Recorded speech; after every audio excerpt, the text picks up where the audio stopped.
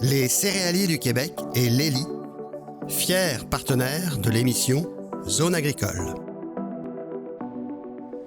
Bonjour, au programme cette semaine, protection et propriété du territoire agricole du Québec et une rencontre avec le porte-parole de l'Institut Jean Garon, Simon Bégin. Bienvenue à la vie agricole.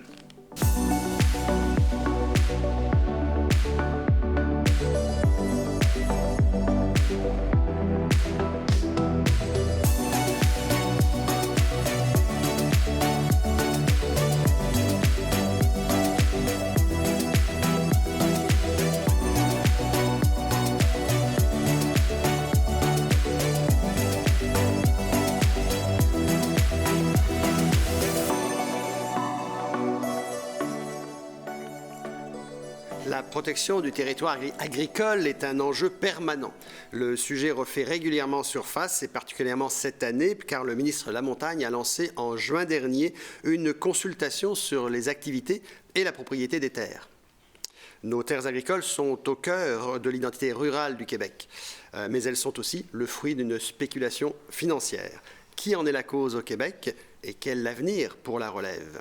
Dans cette émission, la revue de presse de Guy Duval et notre regard sur les manifestations en France, entre autres. En fin d'émission, la chronique Coup de gueule de Yann Turmine.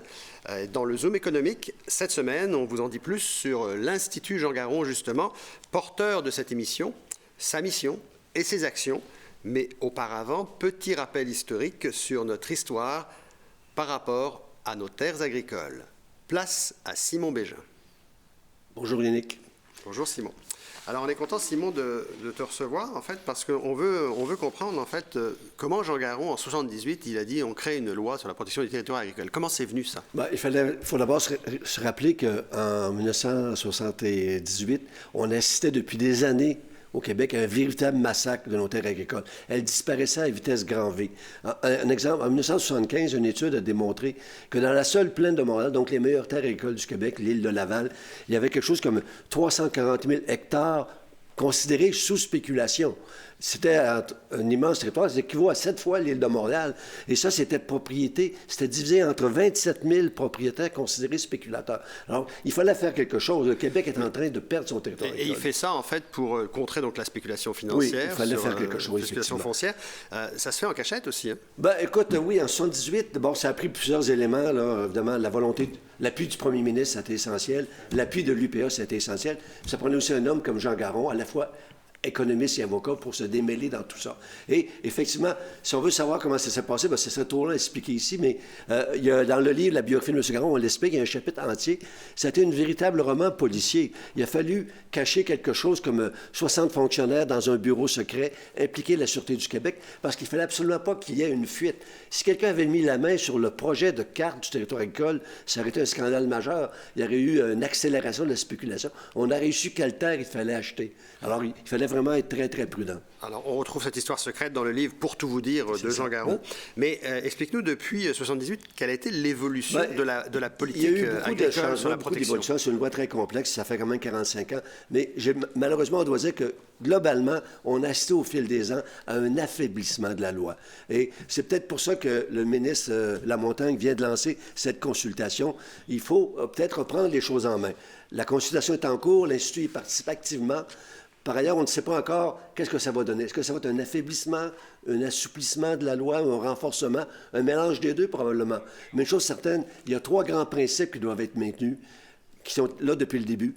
La loi établit que le territoire agricole, c'est vrai, c'est des propriétés privées, mais ça a une valeur collective. C'est un bien qui a une question d'intérêt national à protéger ce territoire-là. Deuxième principe, il faut que la loi de protection ait la primauté sur les autres lois. Et le troisième principe, il faut qu'il y ait une instance indépendante du gouvernement qui l'administre. Alors, si on garde ces 3 grands principes-là, je pense que l'essentiel sera toujours sauvé. Et on te retrouve, Simon, tout à l'heure, puisque le Zoom économique, on va faire le focus sur l'Institut Jean Garon pour mieux comprendre la mission. Je te remercie. À tantôt.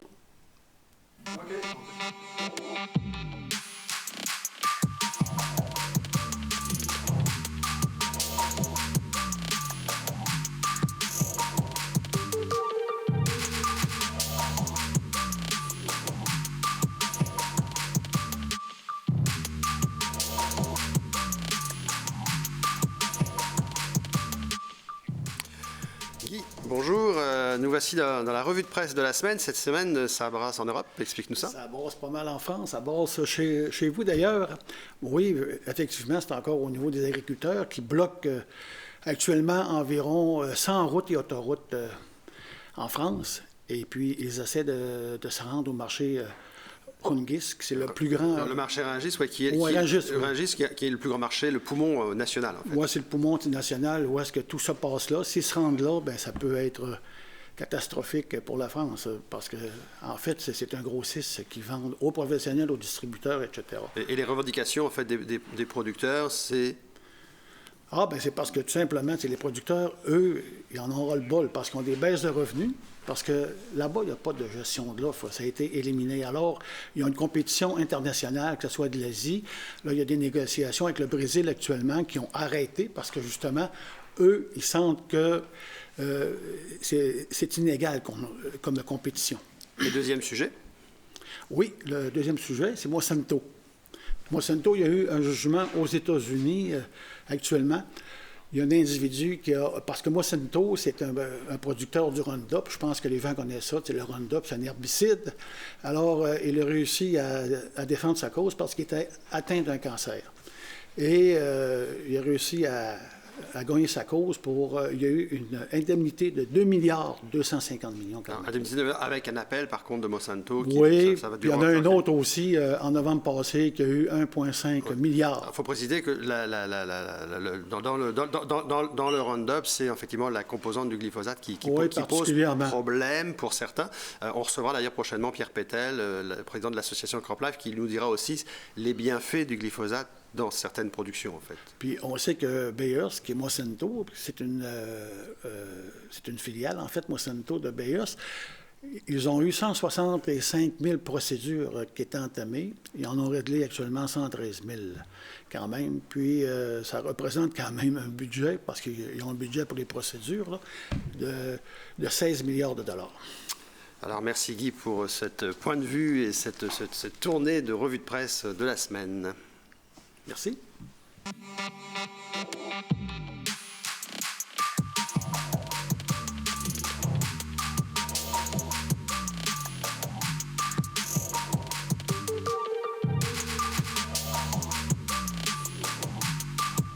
Alors, dans notre émission Quel avenir pour nos terres, nous avons aujourd'hui en plateau Marc Dion, ancien sous-ministre au MAPAC. Bonjour Marc, vous êtes présent aussi pour notre deuxième épisode. Merci d'être là. Et nous avons également Guy de Bailleul qui est en duplex à Montréal, comme la semaine dernière, co-président de l'Institut Jean Garon. Bonjour messieurs. On est content de vous avoir avec nous. On va aborder donc ce sujet sur quel avenir pour nos terres au Québec. On va d'abord voir, je pense, un tableau qui est un résumé finalement, un résumé de la situation du territoire agricole en 2024. Alors on y voit différents chiffres qui vont vous permettre d'en comprendre un peu plus sur le territoire agricole, sur le territoire cultivé. Puis moi, j'aurais une question tout de suite pour Marc, avant d'entamer l'entrevue. Les terres agricoles sous spéculation, on voit que c'est des points d'interrogation. Pourquoi? Alors, c'est très simple, c'est que les statistiques n'existent pas. C'est très difficile de définir qu'est-ce que c'est qu'un spéculateur. Un agriculteur qui veut prendre sa retraite, qui décide de louer sa terre, mais de ne pas vendre les terres parce qu'il sait que c'est un bon investissement, bien, est-ce que c'est un spéculateur? Moi, je dis non, c'est un bon investisseur, puis c'est un homme intelligent. Une personne qui achète une terre au prix du marché, qui attend 4-5 ans, on va le savoir après s'il est spéculateur ou pas, parce qu'il va vendre 4 fois le prix. Ça, on ne le sait pas quand il l'a acheté, puis quelles sont ses intentions. Donc, on ne les a pas, les statistiques. On ne les a pas, les statistiques. Par contre, il y a une consultation qui a lieu. Le MAPAC a travaillé, a déposé différents fascicules 1, 2, 3. Donc, il y a un travail assez important qui a été fait. D'une part, cette consultation lancée par le ministre Lamontagne, est-ce que c'est une bonne chose? Et on voit dans le fascicule 3, on nous dévoile en fait que 83% des terres appartiennent aux producteurs eux-mêmes. Alors, la question que j'ai envie de vous poser, est-ce que ce n'est pas les producteurs eux-mêmes qui ont créé la spéculation autour des terres? Voilà. D'abord, sur le processus. Sur le processus, là, moi, je considère que c'est un très, très bon processus de consultation. les trois documents publiés par le ministère de l'Agriculture, je pense que ça donne plein d'informations d'analyse. Ils sont très bien faits. C'est des documents de haute qualité. Et les statistiques, tu en as, là, il y a des tableaux de toutes les sortes. Tu peux tourner les chiffres dans tous les sens. Donc, c'est une excellente démarche. Puis, il y a des webinaires, il y a des consultations régionales, il y a des consultations nationales. Écoutez, je pense qu'un bon projet, ça se définit sur la façon dont on le prépare. Il est très bien planifié pour l'instant. Ça s'annonce bien. Ça, c'est bon. Deuxième point important, c'est concernant l'appropriation des terres. Sur l'appropriation des terres, cette statistique-là fait beaucoup de parler parce que, évidemment, ça renverse l'idée qui ressemble plus à une légende urbaine selon laquelle les terres, c'était les fonds d'investissement qui faisaient la spéculation. Oui, puis les Ils Chinois. faisaient augmenter les prix. Et les Chinois, parce que souvent, on nous a dit les Chinois achètent nos terres. Oui, moi, je demandais toujours, mais présentez-moi les Chinois, parce que j'aimerais leur parler, mais on ne m'en a jamais apporté un seul. Hein. Et donc, il y a des secteurs agricoles où c'est lucratif, il y a des gens, et puis il y a des agriculteurs qui réussissent bien l'agriculture, et c'est heureux, et qui font beaucoup d'argent. Tant mieux pour eux. Alors là, ces gens-là sont peut-être capables, ils ont de l'argent pour investir sur les terres, et c'est évidemment les transactions entre les agriculteurs qui font augmenter le prix des terres. Alors Guy, vous, à Montréal, on voit que donc, les propriétaires de terres sont souvent des agriculteurs, donc il y a une question de relève, les terres valent cher, mais elles appartiennent aux producteurs eux-mêmes. Et la problématique du Québec actuellement, ce qu'on entend dire, c'est que c'est un problème de relève. Alors, comment on va faire pour aider la relève si finalement les familles ne peuvent pas transmettre la valeur des terres? Je sais que vous avez une connaissance aussi des baux en Europe. Est-ce que la location est une solution pour la relève? Est-ce que c'est la seule solution au Québec? Bon, d'abord, effectivement, il faut souligner que le Québec a une spécificité en Amérique du Nord, hein, dans toute l'Amérique du Nord. C'est le fait que les agriculteurs possèdent plus de 80-85% des terres qu'ils cultivent. Alors que si on regarde ce qui se passe dans les autres provinces canadiennes, on est plus proche de 60%. Un taux de location qui est beaucoup plus élevé. Et c'est la même chose aussi aux États-Unis. Et aux États-Unis, dans plusieurs États, d'ailleurs, c'est pas seulement de la location que l'on observe, mais c'est ce qu'on appelait auparavant le métayage, c'est-à-dire que le propriétaire cède sa terre à un exploitant et il s'engage à payer une partie des frais de production en contrepartie d'une partie de la récolte. C'est donc un système de métayage. Au Québec, je pense que cette proportion aussi élevée de propriété par les agriculteurs eux-mêmes, elle a quelque chose à voir avec le système seigneurial. C'est-à-dire que c'était vraiment un système qui a perduré longtemps et le fait que les agriculteurs aient pu se débarrasser des droits seigneuriaux, c'est associé avec l'idée de l'importance d'être propriétaire. Mais ça a sa contrepartie parce que, comme tu le disais au début, les terres valent cher et donc elles constituent une entrave à la relève, mais pas seulement à la relève. Quand il faut mobiliser beaucoup d'argent dans l'appropriation des terres, c'est de l'argent qui n'est pas disponible pour moderniser son exploitation, pour introduire des innovations. Donc la location, dans ce cas-là, peut effectivement devenir aussi une solution. On va revenir peut-être tout à l'heure, si on a le temps, pour parler un petit peu de la perception que l'Institut a sur la consultation actuelle. Je sais que vous avez sorti certains communiqués où vous étiez un peu sceptique sur certains points, mais je voudrais revenir à Marc Dion en studio avant, parce que je voudrais aussi qu'on parle de la situation des terres qui ont failli être bétonisées, notamment en État-Québec. Ici, on n'est pas très loin des terres des Sœurs de la Charité. Elles ont été sauvées de justesse. Il y a un projet d'agroparc qui est assez important. Et dans l'actualité de cette semaine, on parle de la ville de Laval, qui pourtant, on en parlait nous quelques jours ensemble au téléphone, la ville de Laval, c'est une ville avec un jeune maire qui a un intérêt pour l'agriculture, qui veut comme renverser la vapeur, c'est le terme que vous aviez utilisé quand c'était parlé. Puis on se réveille hier matin, puis on voit que finalement, ils vont faire un cinéma sur des terres cultivées. Est-ce que c'est une bonne chose, une mauvaise chose? Expliquez-nous peut-être la situation.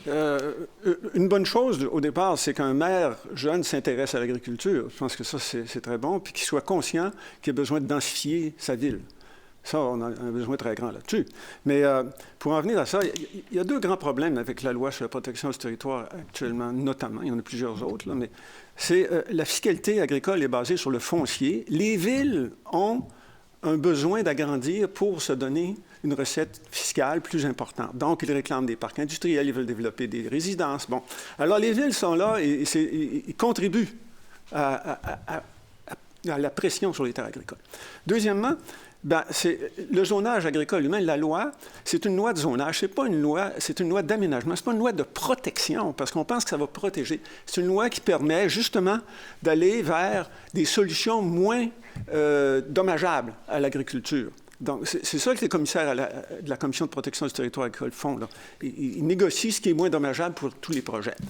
Maintenant, oui. Ah, je vous laisse... Allez-y, Marc, allez-y. Vas-y. Écoutez, je pense que... Comment on avance avec tout ça? Bien, premièrement, je pense qu'il faut qu'on ait une approche législative qui tient compte et de la ville et de la campagne. Ce n'est pas seulement la loi de protection du territoire agricole qui peut régler tous les problèmes, là. Il faut qu'il y ait en parallèle une force très grande vers la densification. Parce que les MRC et les maires ont des besoins financiers et la fiscalité parle. Oui. Alors, s'il arrive un gros projet quelque part, on a connu dans les dernières semaines, dans les derniers mois, puis il peut y avoir un tunnel qui se creuse quelque part à Québec qui arrive proche des terres agricoles. On ne le sait pas encore. On ne le sait pas. Mais toujours est-il que quand un grand projet qui peut être perturbateur puis qui entraîner de l'agrandissement urbain, bien, ces projets-là, ils devraient avoir en parallèle, obligatoirement, une demande faite aux MRC et villes concernées d'avoir un plan de densification avant que la Commission accorde quelques modifications au zonage. Et là, on progresserait beaucoup. Deuxièmement, oui. Deuxièmement, on a besoin d'une ceinture verte. Il faudrait regarder ce qui se passe à Toronto. Il faut l'étudier, il faut l'analyser. On ne l'a pas fait, ça. Mais les terres des Sœurs de la Charité, là, c'est un exemple de ça. Où on gèle carrément les transactions pour développer certaines fonctions, puis on garde une fonction verte au territoire. Et ça, il faut l'examiner. Alors, et puis pour la question de donc, à Ville-Laval, la ville de Laval, ça va dans ce sens-là. Et il reste que précisons que donc c'est une terre de zone blanche. Oui. On aura l'occasion dans de futures émissions d'expliquer un peu plus le détail, zone blanche, zone verte. Oui. Mais c'est un moindre mal qu'en zone verte, on va dire. Exactement. Expliquons-le comme ça. Exactement. Je ne sais pas si on a encore M. de Bailleul avec nous, en fait, à Montréal. Simplement, M. de Bailleul, juste en quelques secondes, parce que je pense qu'il nous reste quelques minutes seulement pour l'entrevue. Une minute. Simplement, nous dire, vous étiez sceptique sur la consultation. Pourquoi? C'est pas la façon dont elle est menée, parce que je rejoins Marc là-dessus. Effectivement, il y a eu beaucoup de travail de fait. C'est sur l'idée qu'on peut séparer des enjeux comme la protection de ce que l'on fait de ce territoire. On ne peut pas séparer l'idée de protéger un territoire sans développer une vision de ce qu'on va faire avec ce territoire. Et c'est un peu ce qu'on regrette, c'est qu'on n'annonce pas en même temps que... quelles sont les perspectives que l'on a pour l'utilisation, pour la diversification des productions, pour l'encouragement à certains des modèles alternatifs de ferme, tout ça. Et ça, c'est inséparable de la notion même de protéger le territoire. Il faut savoir ce que l'on veut en faire, et ça n'apparaît pas dans cette démarche actuellement. Alors, messieurs de Bailleul à Montréal, monsieur Dion ici à Québec, merci beaucoup de votre participation encore cette semaine.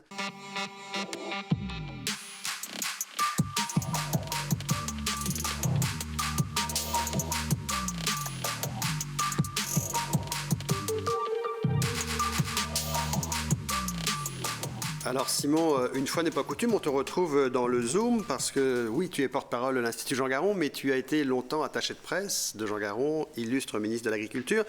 D'ailleurs, Pierre Paradis disait de toi, lorsqu'on le rencontrait, que tu étais l'attaché de presse posthume de Jean Garon.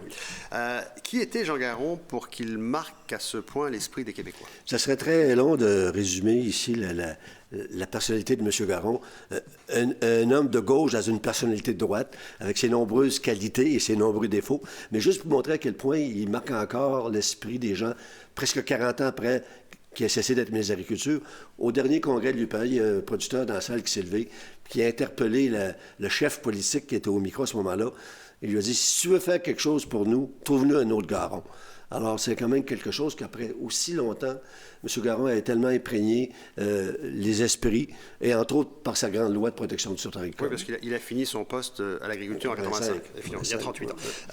Qu'est-ce qui fait en sorte, parce que quand Jean Pronovo, il décide de devenir le président fondateur, on sait que l'Institut Jean Garon, c'est plusieurs personnalités, c'est la famille, c'est les amis de Jean Garon, etc. Mais c'est apolitique, et en fait, beaucoup de gens se sont ralliés, dont Jean Pronovo, qui devient président fondateur. Il faut dire qu'au début, entre la vision de Pronovo et la vision de Garon? la commission sur l'avenir de l'agriculture, ce programme a été lancé en 2007-2008, je pense. M. Garon n'était pas très chaud à ça. Lui, il percevait ça comme une nouvelle manœuvre du gouvernement libéral d'alors de pousser par en avant les changements qui devaient être faits à l'agriculture. Lui, M. Garon, il avait déjà une assez bonne idée de ce qui devait être fait. Bon, encore une grande commission. Mais après coup, quand il a vu les résultats, il a adhéré, il a trouvé que vraiment, c'était quelque chose de très bien. Et je suis sûr qu'il aurait été d'accord avec le choix de Jean Pronovo comme premier président fondateur de l'Institut. Nous, on a été très honorés que M. Pronovo accepte ça. Et aujourd'hui, est-ce qu'il y a assez de débats pour une vision claire? Parce que l'Institut, il est là pour parler, pour commenter, pour débattre. Bien, qu'est-ce que c'est que l'Institut? C'est le regroupement de quelques personnes qui ont quand même pas mal d'expérience en agriculture, dont Michel Saint-Pierre, ancien sous-ministre, Guy de Bailleul, co-président, Suzanne Dion. Et on a une qualité, peut-être beaucoup d'autres, mais on a une qualité d'être indépendant. On ne doit rien à personne dans le monde agricole. Et c'est peut-être ce qui fait un caractère un peu unique de l'Institut. On peut lancer les débats, on peut poser les questions. On est un peu la mouche du coche. Alors que dans l'agriculture, il faut réaliser à quel point les statu quo sont pesants. Au fil des ans, les politiques ont évolué, les programmes ont évolué, mais ils n'ont jamais remplacé les anciens. Ça s'empile un par-dessus l'autre. Ça fait un monde extrêmement complexe, des politiques compliquées, des programmes compliqués et des intérêts qui sont braqués les uns contre les autres, qui sont blindés. Alors, le rapport Pronovo, ce qu'il a essayé de faire, M. Pro le disait, on a essayé d'ouvrir les fenêtres, de faire entrer de l'air dans un système figé. Alors, c'est ce que l'Institut essaie de faire après coup. Ça fait quand même 15 ans, le rapport Pronovo. Et la chimie Garon-Pronovo, en fait, c'était un peu ça. Elle aurait fonctionné s'il y avait eu... C'est un peu d'ouvrir les fenêtres sur l'agriculture d'aujourd'hui. Faire des changements. Et les gens ne se réalisent peut-être pas, mais je pense qu'on est à la veille de connaître des très grands bouleversements en agriculture et dans toute la structure alimentaire. Et je pense que nous, l'Institut, on veut mettre de la pression, on insiste pour que ça se fasse, que ça accélère le rythme. Là, il y a des choses qui se passent, la consultation sur la protection du territoire agricole, mais ça se situe dans le temps long. Et c'est pas sûr qu'on a tout ce temps-là. Le rapport Pronovo, c'était un plan de match pour 15 ans. Mais les 15 ans viennent de... C'était l'année passée, le 15e anniversaire. Et il n'y a pas grand-chose qui a été fait.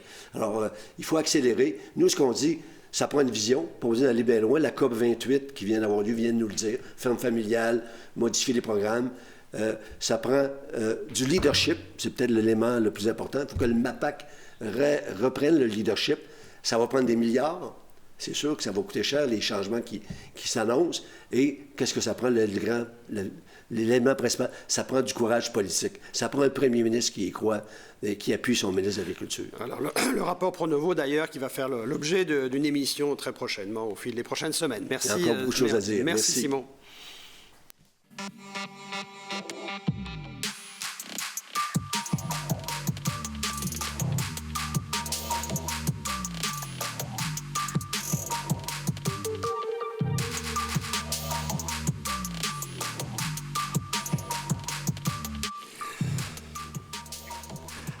Alors, nous recevons pour le coup de gueule la chronique éditoriale de la semaine, Yann Turmine. Yann, bonjour. Bonjour. Salut Yannick. Alors, sur le zonage agricole, sur la protection des terres, on a entendu dans l'émission que les terres appartiennent essentiellement aux producteurs, s'ils sont en partie responsables de la spéculation, que ce n'est pas les Chinois qui achètent les terres. C'est quoi la lecture que tu fais actuellement du zonage agricole et même de la consultation qui se fait actuellement? Bien, pour la consultation, je pense qu'il faut souligner la qualité là, du travail qui a été fait pour le MAPAC. J'espère d'ailleurs que le MAPAC va nous habituer à ce type de qualité dans le processus et dans la documentation. Là. Il y a beaucoup de choses très intéressantes qui ont été dites là-dessus. Première des choses, là, le péril jaune n'existe pas. Il n'y a pas de Chinois qui achètent des terres, la spéculation... Pourtant, il y a des partis politiques qui ont fait leur choura avec ça. Mais ça n'existe pas. C'est ce que le fascicule nous dit. L'autre chose que le fascicule nous donne aussi, c'est de voir le prix des terres augmenter. Effectivement, oui, on a un phénomène de prix des terres qui est à la hausse, qui n'est pas nécessairement de la spéculation. En fin de compte, ce qu'on apprend, c'est d'abord 80 quelques % des terres, un record pratiquement en Amérique du Nord, appartiennent aux producteurs. Et c'est les producteurs, il faut croire qu'on est dans un système qui a suffisamment d'argent que les producteurs veulent acheter des terres, veulent acheter leurs voisins. Et tout ça fait en sorte que le prix des terres a augmenté. Et si on compare à la bourse, on compare à d'autres parties de l'économie, c'était un très bon placement. Est-ce que la CPTAQ joue bien son rôle, puisqu'on parlait de protection dans l'émission? Oui, absolument. C'est d'ailleurs ce que les trois fascicules nous disent. La loi de la protection agricole marche bien. effectivement, protègent les terres. Mais pourtant, on dézone parfois. Oui, mais pas tant que ça. C'est quand même relativement limité. On dézone pas tant que ça. Là. Je pense qu'il y a beaucoup plus de folklore que de réalité. La loi et les mécanismes qui accompagnent la loi font leur job. C'est ce que Et quand on passe au dézonage, en fait, la faute est à qui alors? C'est qui le mauvais élève dans l'histoire? Il y a une chose, c'est sûr que ce qu'on voit ou ce qu'on lit, c'est le gouvernement pour des projets d'infrastructure et tout, ou des grands projets, on n'a rien qu'à penser à tout ce qui s'était passé à Beauharnois. On aurait tendance à dire que le pire élève, c'est le gouvernement.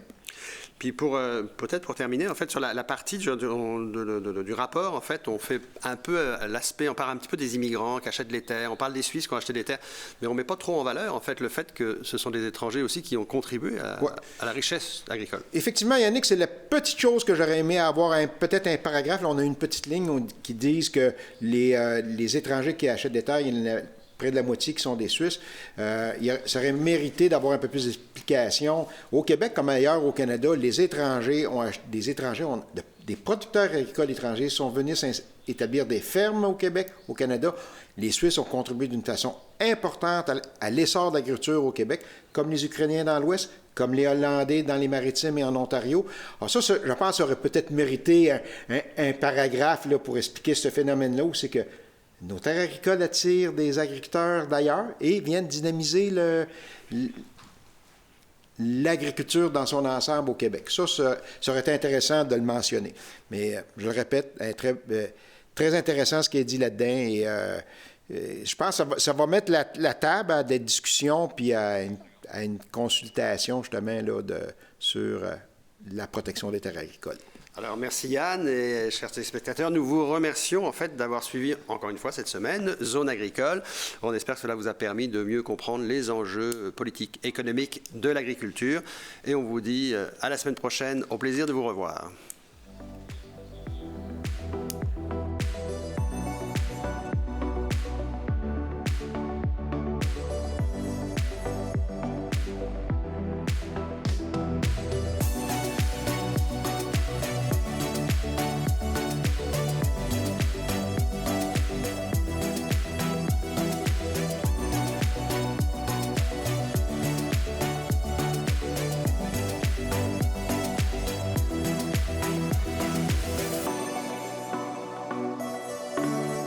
Les Céréaliers du Québec et l'ELI, fiers partenaires de l'émission Zone agricole.